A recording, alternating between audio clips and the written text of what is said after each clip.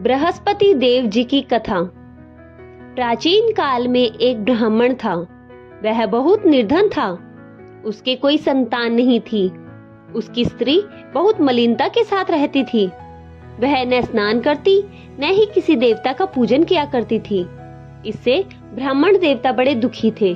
बेचारे बहुत कुछ कहते थे, किंतु उसका कुछ परिणाम न निकला। भगवान की कृपा से ब्राह्मण की स्त्री ने कन्या रूपी रत्न पैदा किया। कन्या बड़ी होने पर प्रातः स्नान करके भगवान विष्णु का जाप व बृहस्पति देव जी की व्रत करने लगी।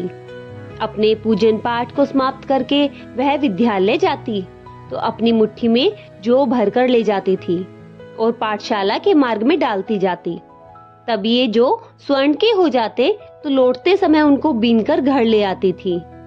एक दिन वह बालिका सूप में उन सोने के जौ को फटकार कर साफ कर रही थी कि उसके पिता ने देख लिया और कहा, हे बेटी, सोने के जौ के लिए तो सोने का सूप भी होना चाहिए।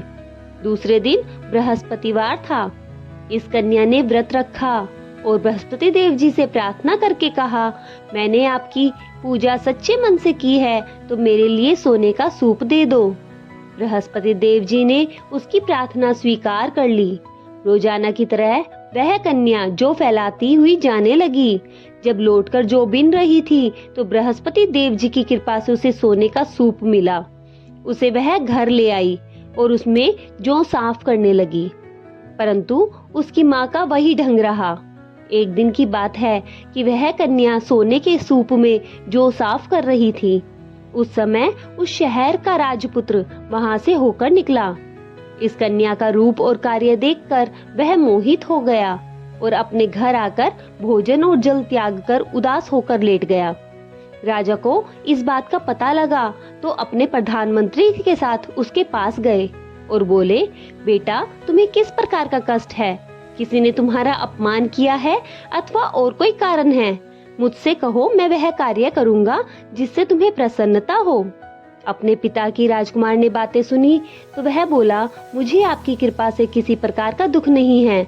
किसी ने मेरा अपमान नहीं किया है, परंतु मैं उस लड़की से विवाह करना चाहता हूँ जो सोने के सूप में जौ को साफ कर रही थी। यह सुनकर राजा आश्चर्य में पड़ गया और बोला, बेटा, इस तरह की कन्या का पता तो तुम ही लगाओ। मैं उसका विवाह तुम्हारे साथ अवश्य करवा दूंगा। राजकुमार ने उस लड़की के घर का पता बतलाया। तब मंत्री उस लड़की के घर गए और ब्राह्मण देवता से सभी हाल बतलाया। ब्राह्मण देवता राजकुमार के साथ अपनी कन्या का विवाह करने के लिए तैयार हो गए और विधि विधान के अनुसार ब्राह्मण की कन्या का विवाह राजकुमार के साथ हो गया। कन्या के घर से जाते ही पहले की भांति उस ब्राह्मण देवता के घर में गरीबी का निवास हो गया। अब भोजन के लिए भी अन्न मुश्किल से मिलता था। एक दिन दुखी होकर ब्राह्मण देवता अपनी पुत्री के पास गए। बेटी ने पिता के दुखी अवस्था को देखकर और अपनी माँ का हाल पूछा। तब ब्राह्मण देवता ने सभी हाल कह सुनाया। कन्या ने बहुत सारा धन देकर अपने पिता को विदा किया। इस तरह ब्राह्मण का कुछ समय सुख पूर्वक व्यतीत हुआ। कुछ दिनों बाद उसका फिर से वही हाल हो गया। ब्राह्मण फिर अपनी कन्या के यहाँ गया और सारा हाल कह सुनाया। तो लड़की बोली, हे पिताजी, आप माताजी को मेरे यहाँ ले आओ। मैं उन्हें विधि बता दूंगी जिससे उनकी गरीबी दूर हो जाएगी। वह ब्राह्मण देवता अपनी स्त्री के साथ अपनी बेटी के घर पहुँचे तो बेटी ने समझाया कि माँ, तुम प्रातः काल प्रथम स्नान आदि करके भगवान विष्णु की पूजा करो, तुम्हारी सब दरिद्रता दूर हो जाएगी। परंतु उसकी माँ ने उसकी एक भी बात न मानी और प्रातः काल उठकर अपनी पुत्री के बच्चों का जूठन खा लिया।